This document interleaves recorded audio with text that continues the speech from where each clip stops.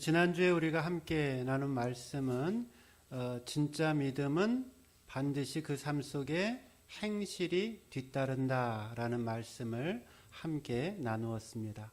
행실이 뒤따르지 않는 믿음, 그것은 거짓 믿음이다. 이것은 분명하고 우리를 영생으로 인도하는 믿음, 우리를 참 생명으로 인도하는 믿음은 그 행실이 뒤따르는 믿음을 통해서 하나님의 백성의 삶을 산다. 함께 은혜를 나누었습니다. 오늘 우리는 두 가지 말씀을 나누는데 하나님의 모습에 대해서 함께 묵상을 합니다. 첫째는 하나님은 우리의 기도를 들어 응답해 주시는 하나님이시다라는 말씀입니다. 그리고 두 번째는 하나님은 우리를 지키시고 보호하시는 하나님이시다라는 말씀을, 약속의 말씀을 우리가 함께 나누고자 합니다. 첫 번째로 우리 기도에 관한 말씀을 함께 상고합니다. 한번 따라해 보세요. 하나님의 뜻대로 구하면 응답해 주신다. 14절 말씀 우리 함께 읽겠습니다. 14절 시작. 그를 향하여 우리의 가진 바 담대함이 이것이니 그의 뜻대로 무엇을 구하면 들으심이라. 아멘. 여기 기도에 관한 아주 귀한 약속의 말씀이 있습니다. 저는 이 말씀이 기도에 관한 가장 중요한 말씀이라고 생각을 합니다. 주님의 약속은 무엇입니까? 우리가 하나님의 뜻대로 구하게 될 때에 하나님이 우리의 기도를 들어 응답해 주시겠다라는 약속의 말씀입니다. 많은 성도님들이 기도 생활에 딜레마가 어려움이 있습니다. 성도님들 중에 기도를 안 하는 사람은 없으시죠? 하다못해 일주일에 한 번은 기도를 한단 말이에요. 교회 와서. 그리고 또 혹은 내가 기도 생활을 잘 못하지만 식사를 하면서 밥 먹으면서 기도하는 그런 분들도 계실 것입니다. 근데 정말 오늘 내 삶 속에 하늘의 문을 열고 또 주의 그 영광의 능력의 역사를 경험하는 기도의 골방의 시간이 나에게 있는가? 이것은 굉장히 중요한 신앙의 질문이 됩니다. 기도를 해야 하는 줄 알고 또 기도를 하면 우리 하나님께서 들어주신다라는 것도 알고 있는데, 근데 성도님들 중에 이런 고민이 있는 사람들이 있습니다. 내가 하나님한테 기도를 한 번, 두 번 해봤는데 하나님이 우리의 기도를 혹은 내 기도를 들어주시지 않는 것 같아, 않을 것 같아 라는 생각을 가지시는 경우들이 있습니다.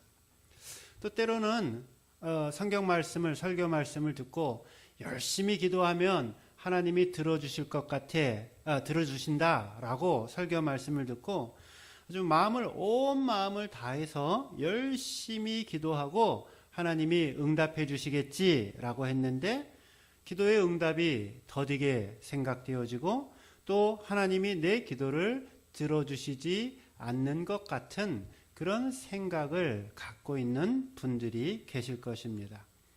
그래서 그 결과 기도해야 되는 것은 알겠고 또 기도가 중요하다라는 것은 알겠는데 내 삶 속에서 이 기도의 깊이와 기도의 시간과 하나님 앞에 메어 달리는 이 기도의 능력을 경험하지 못한 채, 그 능력을 간직하지 못한 채 살아가는 많은 그리스도인들이 있습니다.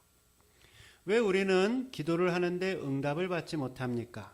또한 응답을 받는 기도의 능력을 내가 소유하기 위해서는 어떠한 믿음을 가져야 합니까? 무엇보다도 구하기 전에 우리의 기도가 응답받는 기도가 되어지기 위해서는 무엇보다도 내 삶 속에 죄의 장애물들이 제거되어야 합니다. 회개하지 않는 죄들이 우리가 하나님 앞에 기도할 때에 응답을 받지 못하는 결과를 빚게 됩니다. 그러니까 내 마음속에 죄를 품으면 우리 하나님께서 듣지 않으신다라는 겁니다. 시편 66편 18절에 이렇게 기록되어져 있어요. 내가 내 마음에 죄악을 품었더라면 주님께서 듣지 아니하시리라 말씀합니다. 그러기에 우리가 하나님 앞에 기도할 때에 내가 하나님이 원하시는 거룩하고 성결하고 깨끗하고 하나님의 마음을 품고 내 삶이 온전해지기 위해서 주님 앞에 내 삶의 죄들을 회개하고 해결해야 합니다. 그때 비로소 우리는 하나님과 소통할 수가 있고 우리가 응답받는 기도의 능력을 경험할 수 있게 됩니다. 두 번째로 기도할 때에 우리가 응답받는 기도가 되기 위해서는 하나님의 뜻대로 구해야 합니다. 우리가 기도를 하는 이유는요, 하나님께 우리의 소원을 아뢰고 하나님을 마치 무슨 알라딘의 요술램프처럼 우리의 필요에 의해서 하나님께 무언가를 아뢰는 것, 이것이 기도가 아니라는 겁니다. 내 기도의 내용이 나의 욕심이나 나의 이익이나 나의 만족이나 내 뜻을 기준을 해서 구하지 않고 하나님의 뜻, 하나님의 영광, 하나님의 유익을 위해서 기도할 때에 거기에 강력한 기도의 능력이 나타납니다. 야고보서 기자는 야고보서 4장 2절 3절에서 우리에게 이렇게 말합니다. 너희가 구하여도 얻지 못함은 너희가 얻지 못함은 구하지 아니하기 때문이요 구하여도 받지 못함은 정욕으로 쓰려고 잘못 구함이니라 말씀합니다. 여러분, 예수님의 겟세마네 동산의 기도를 기억해 보십시오.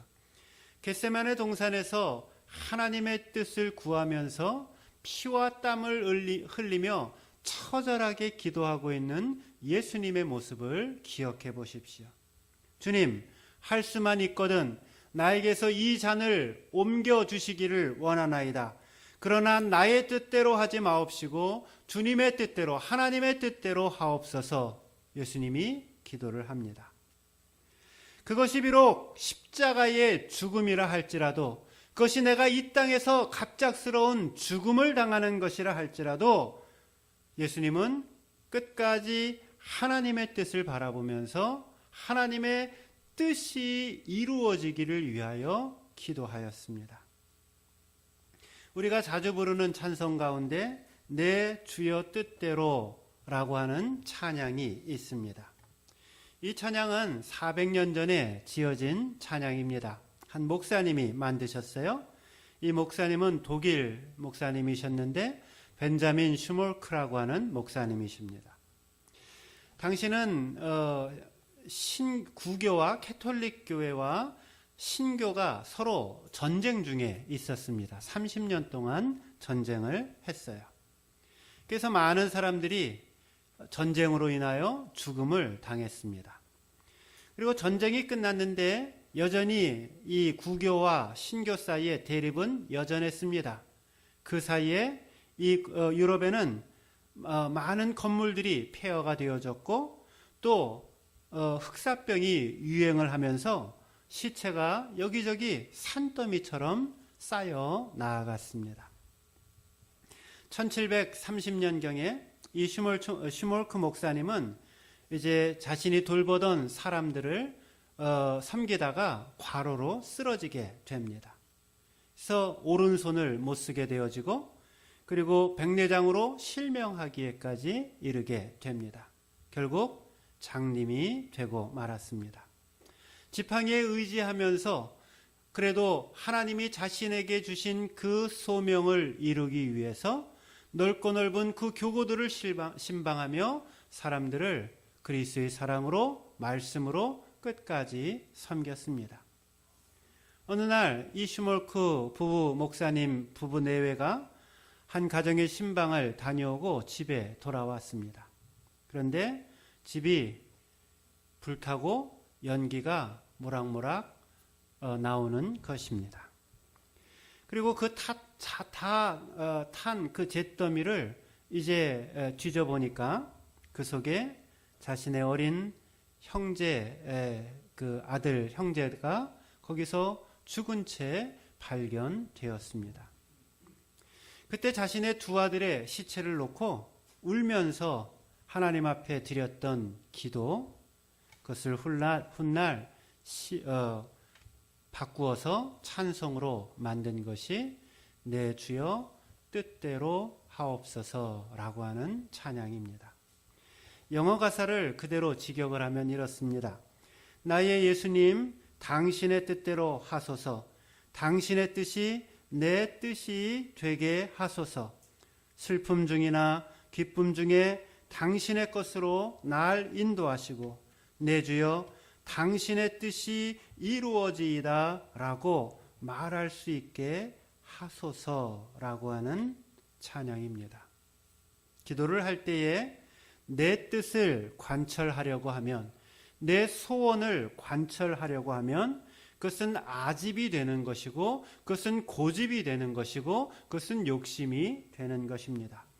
그러나 하나님이 나에게 어떠한 삶의 환경을 허락하시든지 간에 내 인생을 통하여 하나님의 뜻이 이루어지기를 소원하고 기도한다라면 그 기도 가운데 하나님의 강력한 역사가 일어나고 응답받는 능력의 역사들이, 기적의 역사들이 일어나게 되는 것입니다.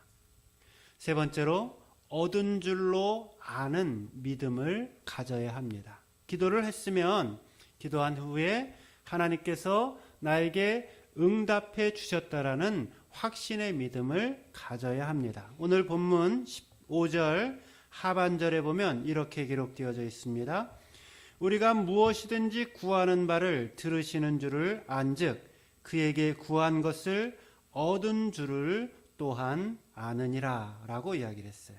여기 구한 다음에 하나님께서 들으신 줄을 알고 있다라고 이야기를 하고, 또 우리가 하나님 앞에 구해서 하나님이 들으신 것을 뭐라고 얘기를 하고 있냐면 얻은 줄을 또한 안다라고 이야기를 합니다. 여기 얻은이라고 하는 말은요, 미래형 말입니다. 에코멘이라고 하는 말인데, 내가 이미 기도를 하고 그 기도의 내용이 기도의 그 내용이 지금 이미 나에게 주어져 있다라고 하는 믿음을 가리키는 것입니다.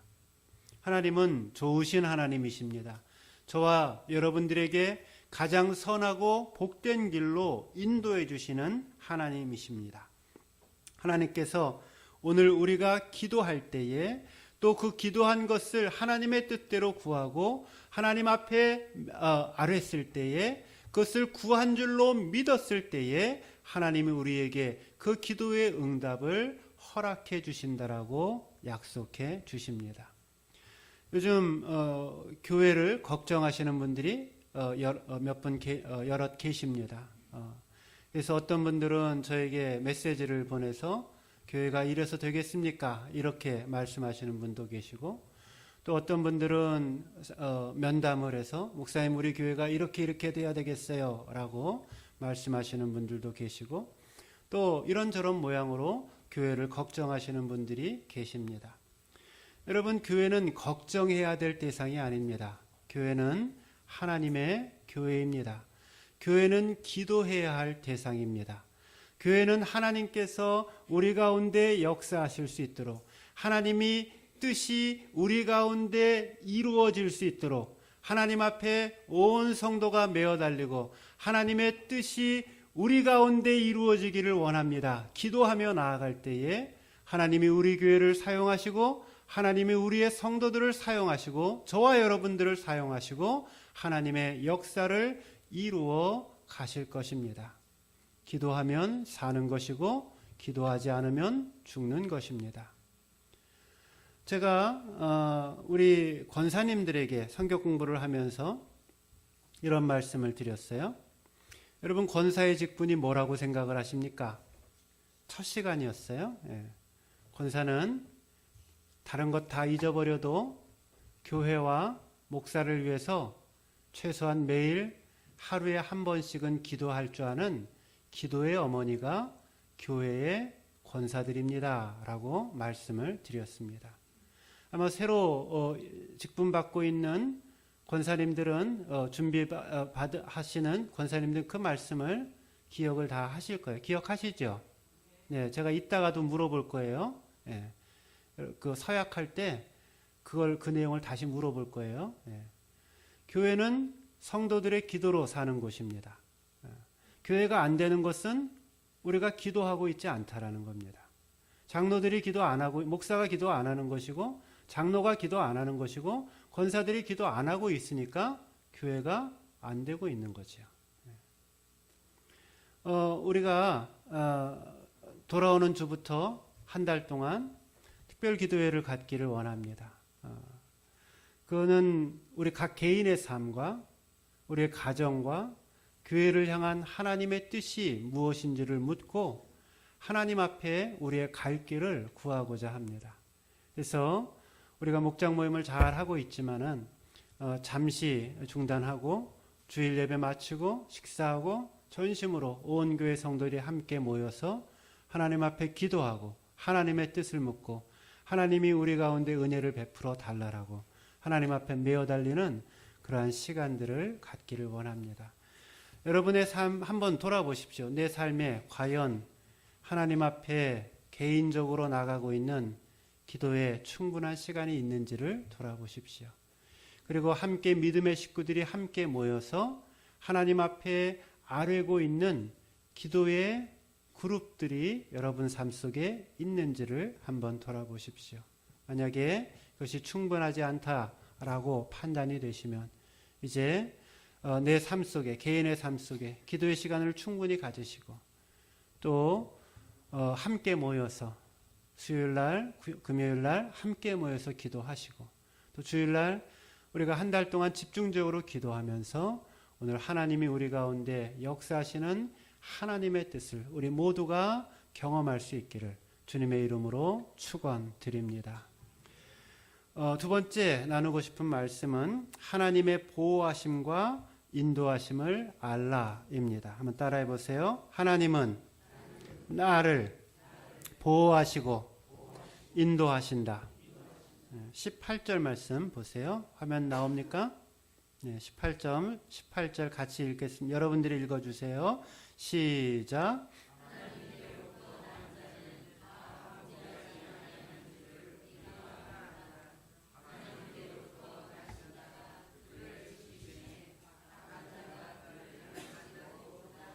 여기 뒤쪽에 보시면 하나님께로부터 나신 자가 그를 지키심에 악한 자가 그를 만지지도 못하느니라 말씀합니다. 여기 하나님께로부터 난 자라고 하는 표현은 예수님을 가리킵니다. 그리고 그를 이라고 하는 표현은 저와 여러분을 가리키고 있습니다. 그리고 그 뒤에 나오는 악한 자라고 하는 표현은 사단을 가리키고 있습니다. 예수님께서 나를, 저와 여러분을 지키시겠다라고 약속하십니다. 그래서 사단은, 악한 자는 이 믿는 자들을 만지지도 못할 것이다 라고 선언합니다. 놀라운 하나님의 보호하심의 약속입니다. 우리가 어떠한 형편에 있든지 간에, 내가 어떠한 삶의 환경 속에 있든지 간에 하나님이 나를 지키시고 나를 보호하시겠다라는 주님의 약속의 말씀입니다. 당나귀 등 위에 모자라고 하는 표현이 있습니다. 서양 속담이고 책 속에 나오는 이야기입니다. 한 주인이 시장에 가서 조그만 새끼 당나귀를 샀습니다. 그리고 이 당나귀를 어린이 될 때까지 잘 키워서 이제 사용할 요량으로 어린 당나귀에게 먹을 것을 잘 주었습니다. 그리고 조금 몸이 붓게 되어지자, 몸이 이제 커지게 되어지자 뒤에다가 고삐를 만들고는 뒤에다가 수레를 이렇게 얹혀 놓았습니다. 안장을 얹혀서 수레를 뒤에다 매달아 놓았습니다. 그래서 이제 이 당나귀는 주인의 뜻에 따라서 뒤에다가 이제 짐을 하나씩 두 개씩 싣고 때로는 농작물을 팔러 가기도 하고 또 때로는 물건들을 사오기도 하면서 이 짐꾼의 역할을 감당했습니다. 근데 주인이 욕심이 많이 생기는 겁니다. 그래서 이 당나귀 중에다가 물건을 팔러 갈 때도 엄청나게 많이 실어 놓는 것이죠. 그래서 이 당나귀가 그 주인의 고삐 끌리는 대로 가면서 앞으로 나아가는데 힘들고 어렵게 그렇게 당나귀 그 노새 일을 하는 것입니다. 하루는 뜨거운 여름날 이제 그날도 역시 등에다가 많은 짐을 지고는 그리고는 힘겹게 마차를 끌고 있었습니다.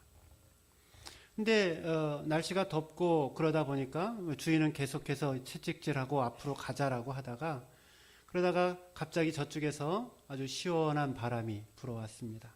그래서 이 주인이 머리를 닦고 또 이마를 식히려고 모자를 벗어서 그 당나귀 그 짐 위에다가 올려놨어요. 그랬더니 갑자기 이 당나귀가 쓰러져서 죽어버리고 만 것입니다. 무슨 말일까요? 우리가 살아가는 이 인생의 무게라고 하는 것이 이와 같다라는 겁니다. 하루하루가 힘든 것이죠. 정말 매일매일 내 어깨에 지고 있는 이 인생의 짐들이 무겁게 느껴지고 힘들게 느껴지고 한 걸음 한 걸음 앞서 나아가기 걸어가기 어려울 정도로 목까지 가득 차서 더 이상 주님 나는 못해요 라고 그렇게 고백하고 그렇게 포기하고 싶은 심정으로 살아가는데 거기다가 등에다가 누가 모자라도 하나 얹어 놓으면 풀썩하고 쓰러져 죽어버릴 것 같은 것이 우리가 살아가고 있는 우리의 인생입니다. 때로는 힘이 들고 어렵고 눈물 나고 고통스럽고 어찌할 바 알지 못하여서 어디로 가야 할지 알지 못하는 것이 우리들의 인생의 무게라는 것이죠. 수요일 날 참석하시는 성경 공부하시는 분들과는 나눈 말씀인데 우리 지방의 안에 서울 서지방의 안에 한 젊은 목사님이 저보다 5살이나 어린 젊은 목사님이 얼마 전에 한두 달 전에 심정지가 와서 쓰러지셨어요. 문자 그대로 숨이 멎었어요. 심장이 더 이상 뛰질 않는 것이죠. 근데 다행히 그때 주변에 같이 계셨던 동료 목사님 중에 심폐소생술을 배우신 분이 계시고 그래서 그것을 하고 그리고 119에 옆에 사람이 있으니까 곧바로 연락을 해서 병원에서 오고 그래서 다시 하나님의 은혜로 살아났습니다. 오늘 우리 지방회 때도 안수식 때도 오실 거예요. 근데 제가 이분이 그 병원에서 한두 달 전이었는데 힘들고 어렵고 정말 사지를 갔다 온 것이죠. 죽었다 문자 그대로 죽었다 살아난 것이죠. 그래서 그 힘들고 또 회복되고 나서도 곧바로 또 2번의 수술이 있었어요. 심장을 고치고 뭐 하고 하는 그런 수술이 있었어요. 그 수술하기 하루 전날 밤이었는데 제가 그분을 위해서 기도를 하다가 그분에게 메시지를 보냈어요. 메시지를 보내면서 제가 이렇게 잘 메시지를 보내는 사람이 아닌 건 여러분들도 잘 아시죠. 그리고 전화를 잘 안 한단 말이에요. 근데 제가 긴 메시지를 보냈어요. 메시지를 보내서 제가 지난 한 1, 2년 동안 힘들면서 하나님 앞에 하나님께서 저에게 주셨던 말씀입니다. 목사님 그 심정을 누가 헤아릴 수 있겠습니까? 이 말씀이 저에게 위로가 되었는데 목사님에게도 동일한 위로가 되기를 바랍니다. 그렇게 이야기를 했어요. 그리고는 그 은혜가 됐던 것 같아요. 은혜가 됐는지 바로 이제 메시지를 보내시고 그 다음 날 수술 마치고 깨어나자마자 저에게 또 연락을 하셨어요. 우리 인생이 힘들고 어려울 때들이 분명히 있지요. 예. 눈물이 없는 인생이 세상에 어디 있겠습니까? 힘이 안 드는 인생이 세상에 어디 있겠습니까? 나름대로의 다 기도 제목을 가지고 인생을 살아간다라는 것이죠.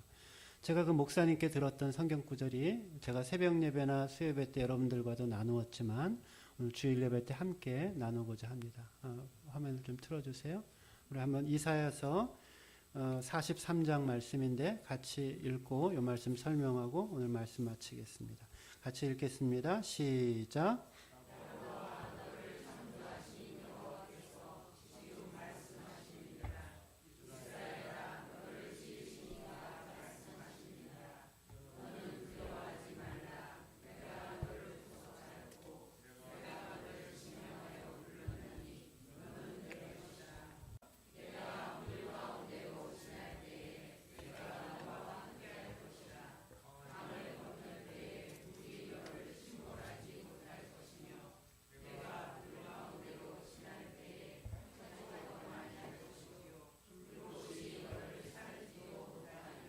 네, 1절 말씀 잠깐 보세요. 거기 보시면은 후반절쯤에 너는 두려워 말라라고 하는 말씀이 있죠. 그는 내가 너를 구원하였고 구속은 구원이에요. 그다음에 내가 너를 지명하여서 불렀으니 너는 내 것이다. 우리 하나님께서 나를 주님의 것이라고 선포해 주십니다. 그러기에 두려워하지 말라 말씀합니다. 2절 말씀 보세요.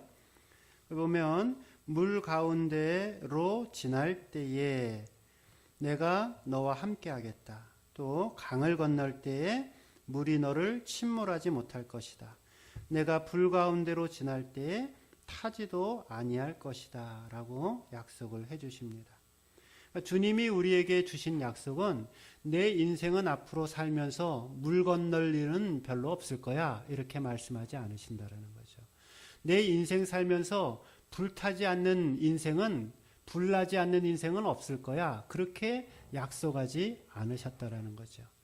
우리의 인생의 길들을 걸어가고 살아갈 때 때로는 물 가운데로 걸어가기도 하고 때로는 불 가운데로 걸어가기도 하지만 주님의 약속은 무엇이냐면은 그 가운데서 내가 그 물이 너를 침몰하지 못하게 할 것이고 그 불이 너를 타지 못하게 할 것으로 내가 너를 지키고 내가 너를 보호해 주겠다라고 약속해 주십니다.